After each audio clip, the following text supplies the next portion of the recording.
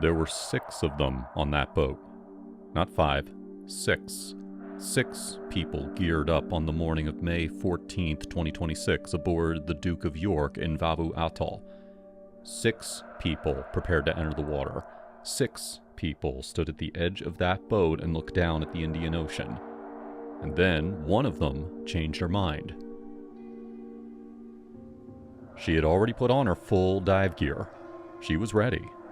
Everything about that morning said she was going in the water with the others. But at the very last moment, for reasons that have never been fully explained publicly, she decided not to.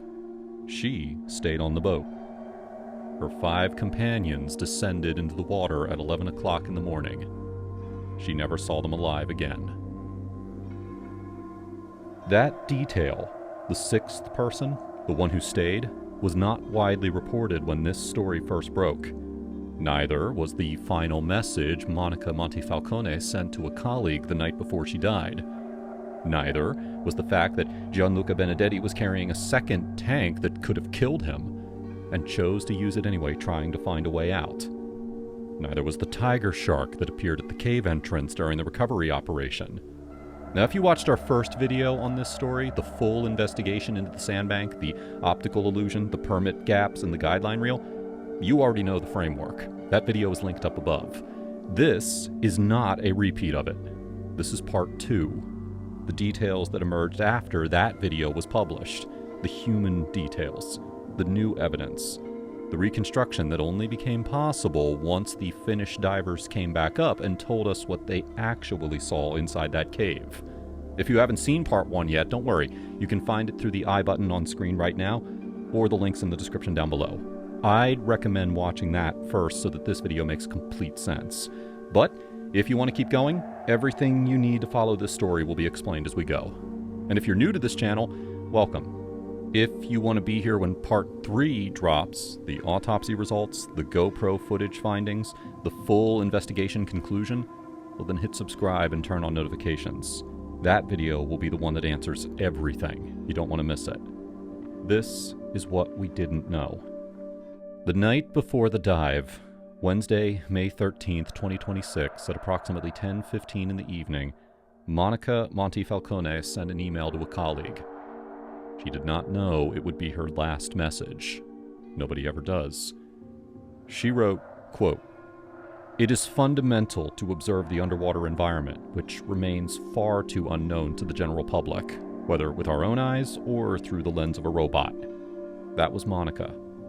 Even at 10 o'clock at night, on a liveaboard in the Maldives, the last thing on her mind before sleep was the importance of marine science, of looking, of understanding, of making the ocean known to people who had never seen it. She had spent her entire adult life trying to do exactly that. 20 years of diving in the Maldives, over 5,000 log dives, award-winning research, collaborations with Greenpeace, a teaching career at the University of Genoa that had inspired the very students now traveling with her. She sent that email, she went to sleep on the Duke of York, and the next morning, she entered a cave she would never leave.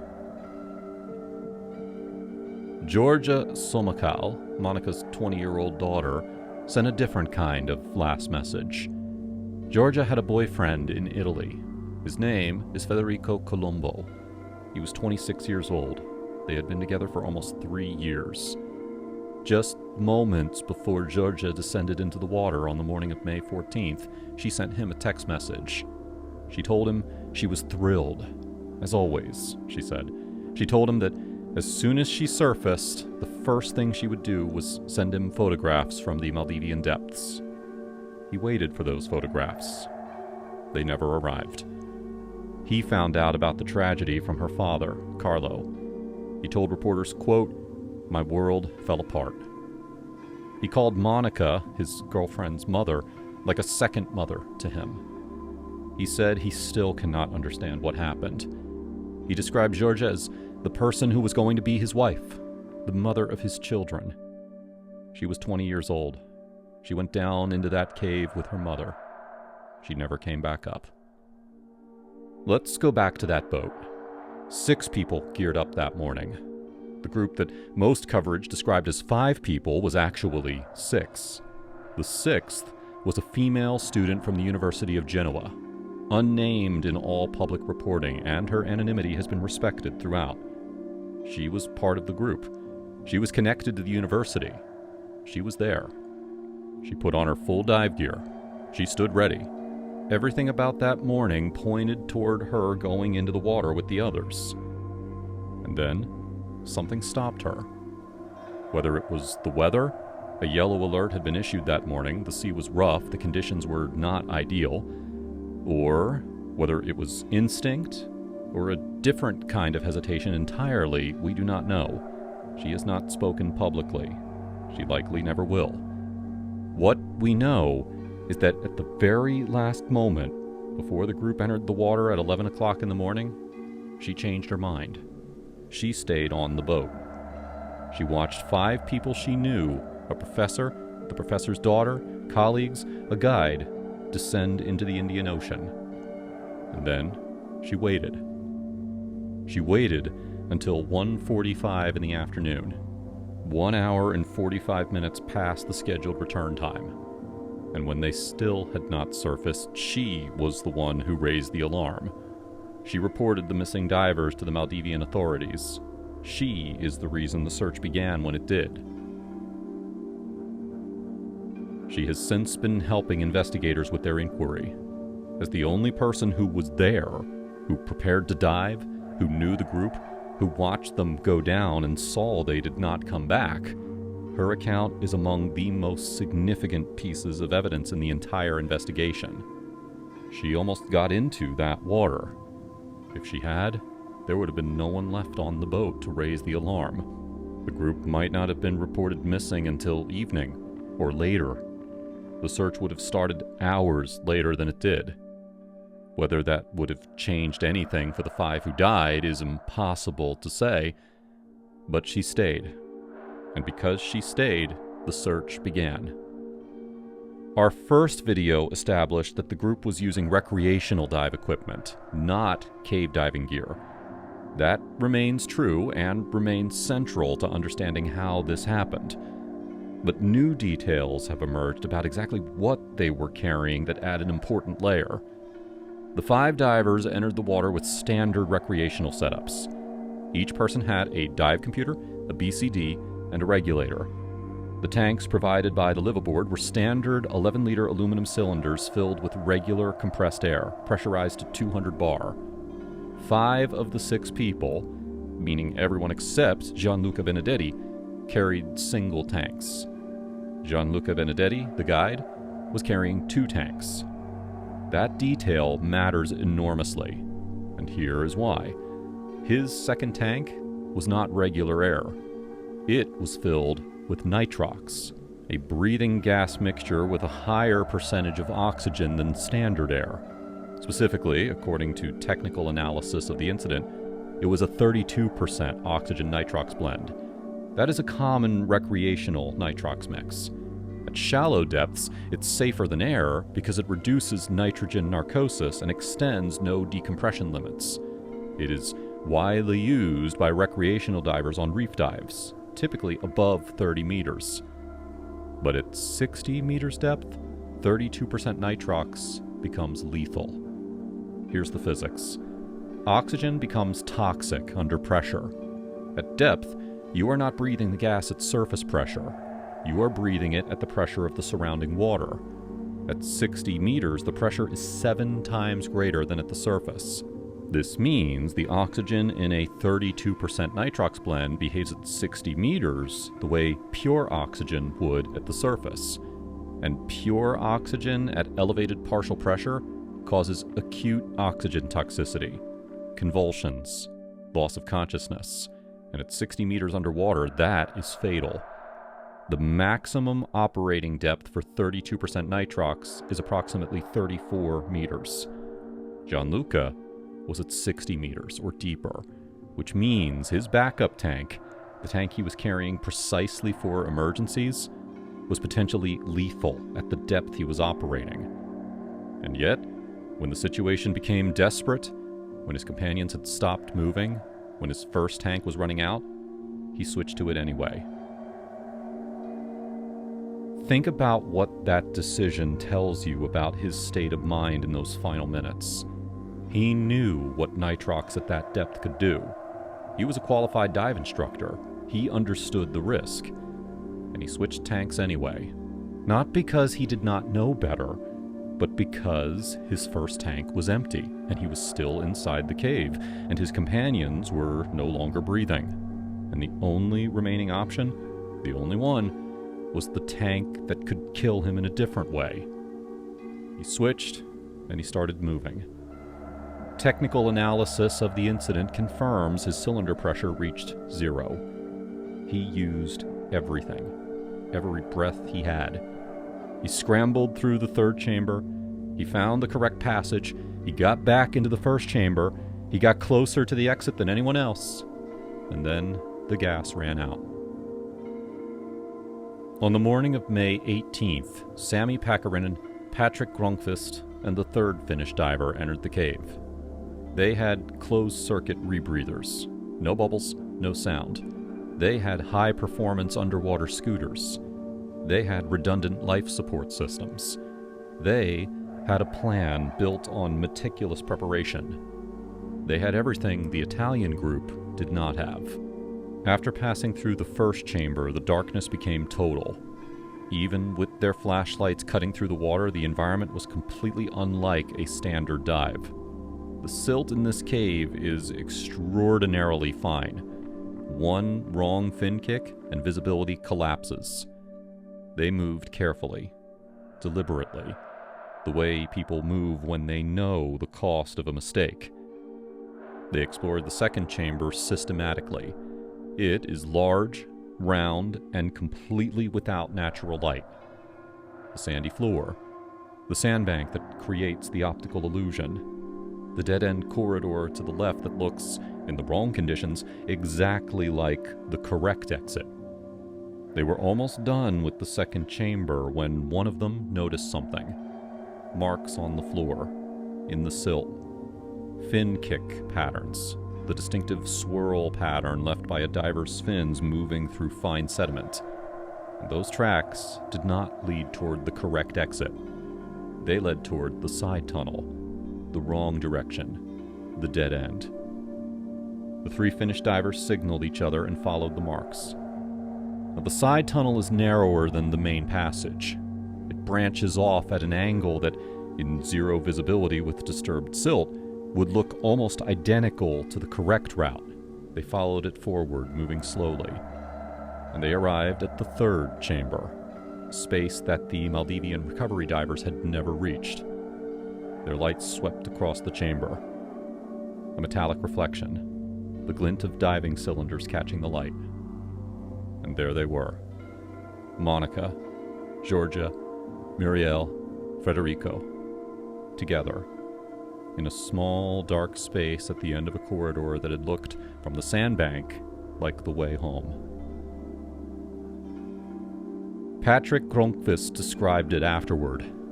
He said the location of the four divers was not far from the cave entrance, in absolute terms, in meters. But he said that if you cannot see in that tunnel, if you don't have the right equipment, that distance feels unbearably long. Close. Unreachably close. The fin kick marks on the floor of the second chamber are the clearest physical evidence we have of what happened inside that cave. They show the moment the group turned. They show the direction they went. They show that in the darkness, in the silt, in the panic, four people swam confidently in the wrong direction, because that direction looked right. One of the most significant new details to emerge since the original reporting is this. Monica Montefalcone did hold a cave diving certification. This was not known in the first days of coverage. It became clear as investigators and reporters began examining her full dive record. In 2018, she obtained a Cave Diver Level 1 certification. It allowed her to dive in cave environments to a maximum of 20 meters.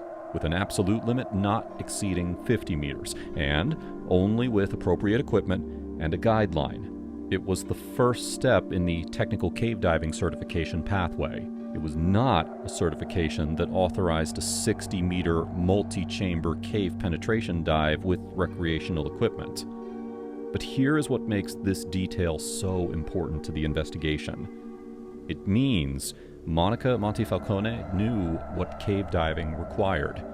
She had completed cave diver training. She understood, in principle, the rules, the guideline reel, the equipment requirements, the depth limits. She had been taught those things. She had passed the training that covered those things. And yet, on May 14th, none of those things were in place. This is not evidence of stupidity or recklessness in any simple sense. It is evidence of something more complicated and more human. A person who knows the rules, who has been trained in the rules, who has followed the rules before, and who, on one particular morning, in one particular set of circumstances, made a series of decisions that departed from those rules in ways that proved fatal. Her husband, Carlo, described her as a disciplined diver who carefully evaluated risks. A man who knew her better than anyone insists she was not reckless. He says something must have happened down there, that she would never have put their daughter's life at risk. He may be right.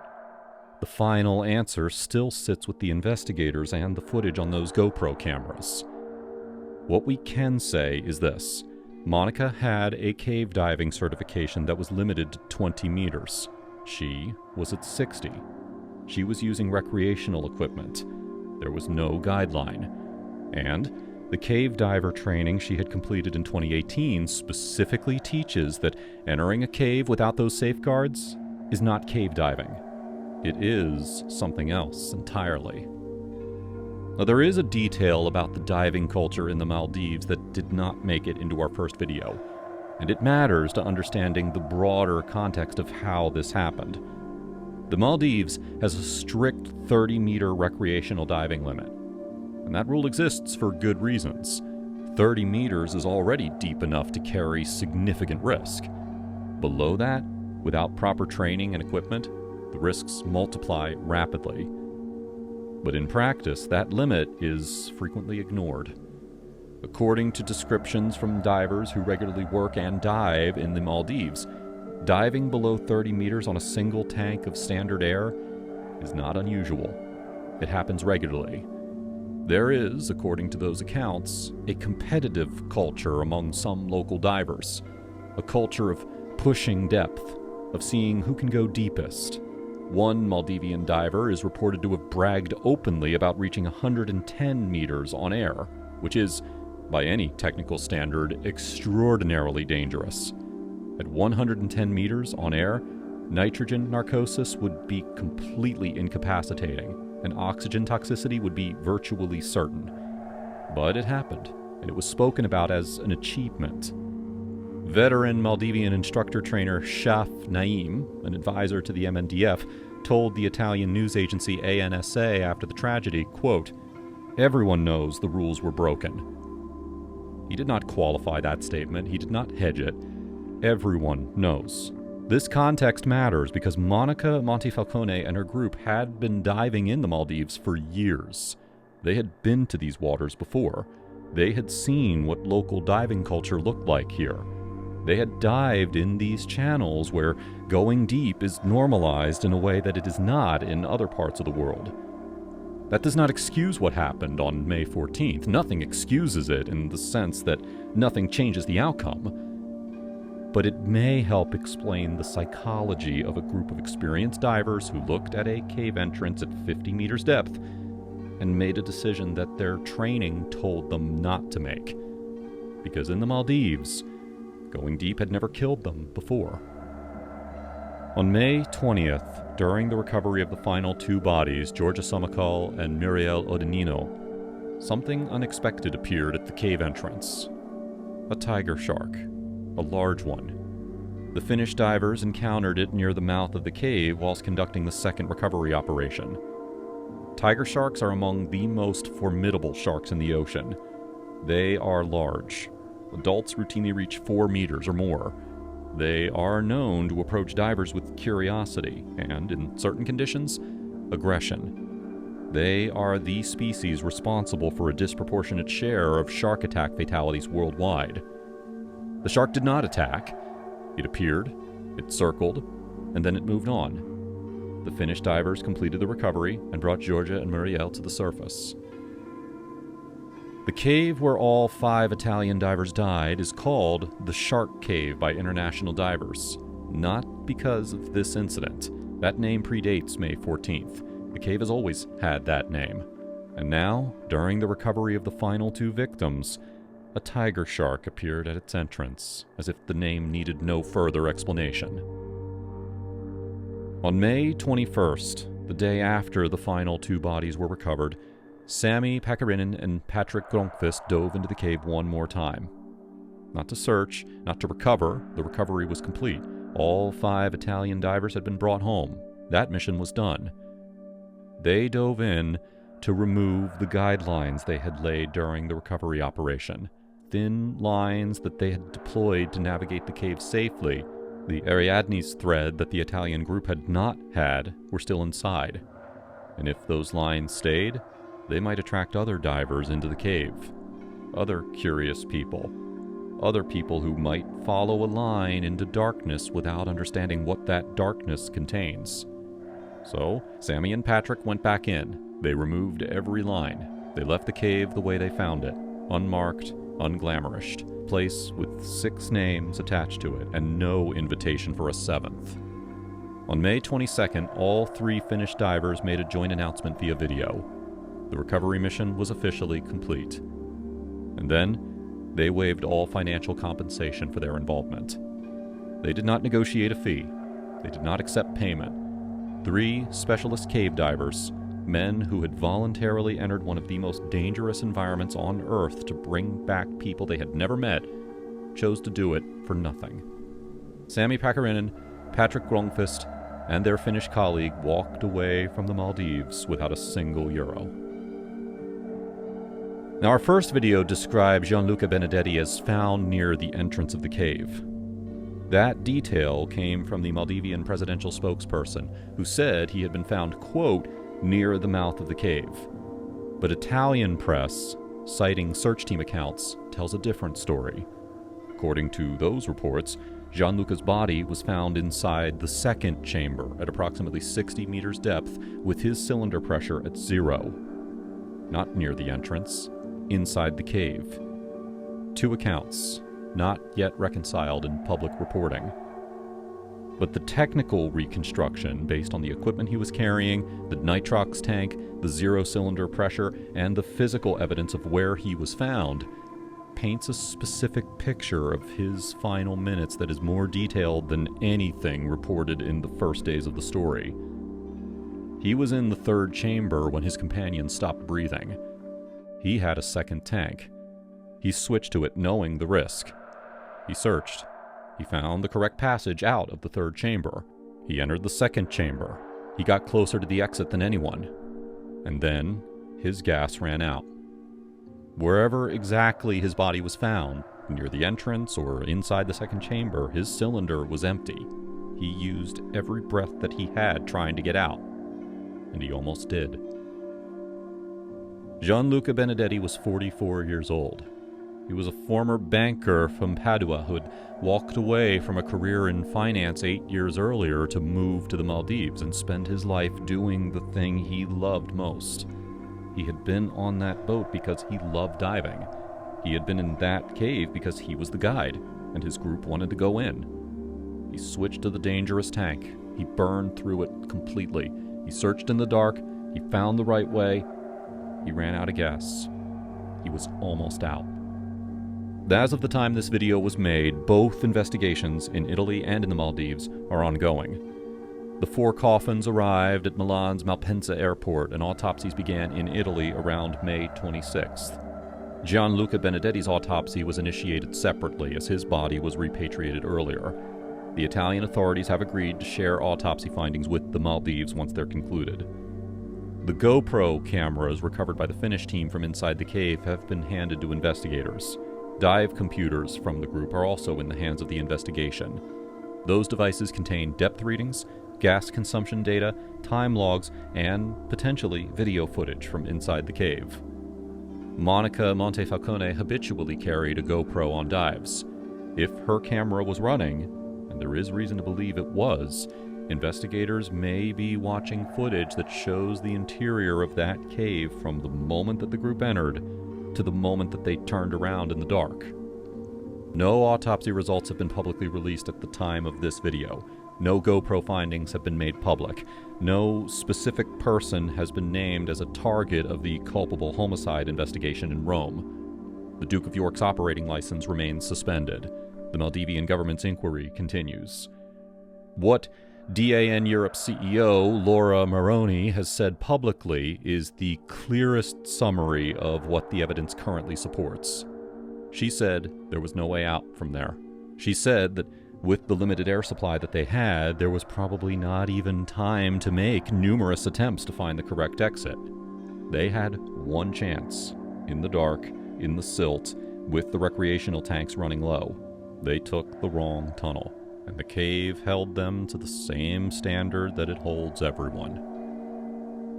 There were 6 of them on that boat. We started there, and we returned there because that detail, the unnamed woman who stayed, is perhaps the most human element of this entire story. Not because her decision was extraordinary. People change their minds about dives all the time. The sea was rough. The conditions were not calm. She hesitated. She stayed. It is human because of how thin the line is between the people we grieve and the people who go home. She was standing at the same rail. She had the same gear on. She knew the cave was waiting below. And she changed her mind in the final moment. And she lived. Monica Montefalcone sent her last email at 10:15 on a Wednesday night, writing about the importance of the ocean. She had dedicated her life to that belief. She died the next day in the ocean she loved. Georgia Somakal told her boyfriend she would send him photographs from below. He's still waiting. He says his world fell apart. Gianluca Benedetti was a former banker who chose the ocean over an office. He spent his last breaths searching for the way out. He found it. Almost. The Finnish divers went into that cave and brought all 5 of them home. And then they went back in to remove the lines. And then they waived their compensation, and then they got on a plane. And the investigation continues.